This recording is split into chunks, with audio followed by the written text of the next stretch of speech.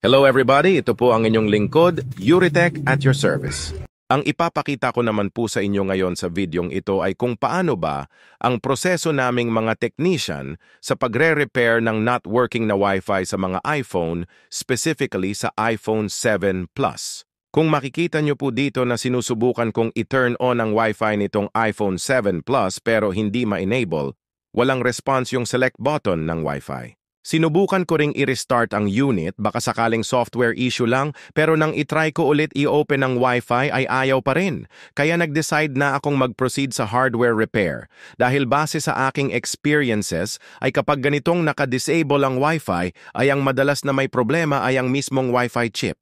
At dahil nakumpirma ko na ang issue ng unit ay ang una kong gagawin, ay dapat iantay ko po muna ang Wi-Fi sa NAND IC. Tama po kayo na dinig, kailangan pong ma-unbind ang Wi-Fi IC sa NAND IC para pwede nating palitan ng Wi-Fi chip ang isang iPhone. At ito naman po yung tool na ginagamit naming pang-program sa mga iPhone. Ang trabaho ng tool na ito ay may kakayahan siyang mag-backup at mag-write ng info ng NAND IC at the same time mag-antay or unlock ng Wi-Fi.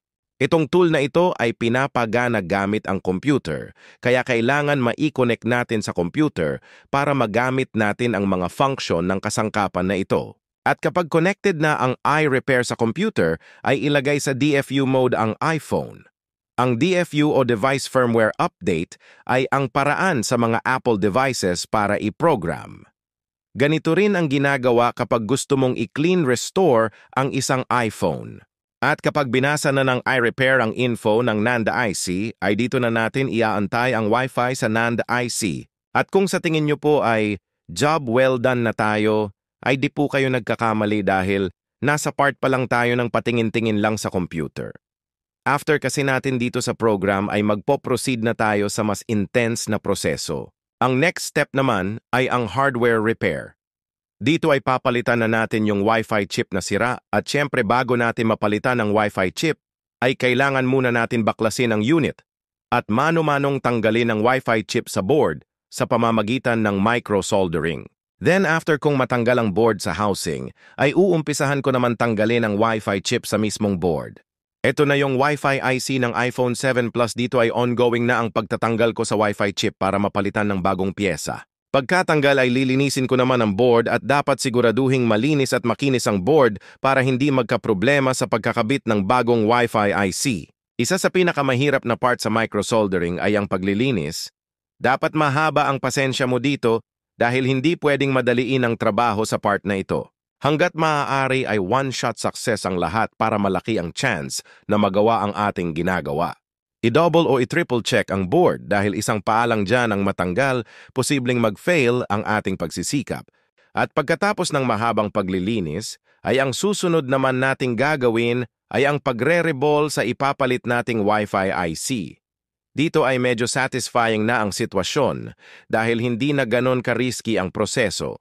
At ang panghuli o finale sa ating trabaho ay ang pagkakabit sa bagong Wi-Fi IC kumpara sa pagtatanggal ng IC. Kahit papaano ay mas mabilis at madali na ang proseso sa part na ito. Kapag naikabit na natin ang bagong Wi-Fi IC, ay i-assemble naman natin ang kabuuan ng iPhone 7 Plus. Sa part namang ito ay magkahalong excitement at kaba ang nararamdaman ng technician dahil maya-maya lamang ay malalaman na namin kung success ba yung trabaho o failed. Moment of truth. Dito na natin malalaman kung success or bokya ang pinagpaguran natin. And as you can see po, na-open na natin ang Wi-Fi at may mga lumabas na Wi-Fi names, indication na successful nga ang ating trabaho.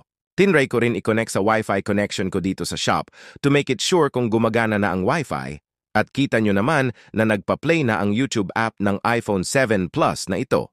Sana po ay nag-enjoy kayo sa panonood at nakuhaan nyo na kahit konting kaalaman ng video natin ngayon. Ito nga po pala ang inyong lingkod Yuritech at your service. Hanggang sa muli po. Salamat!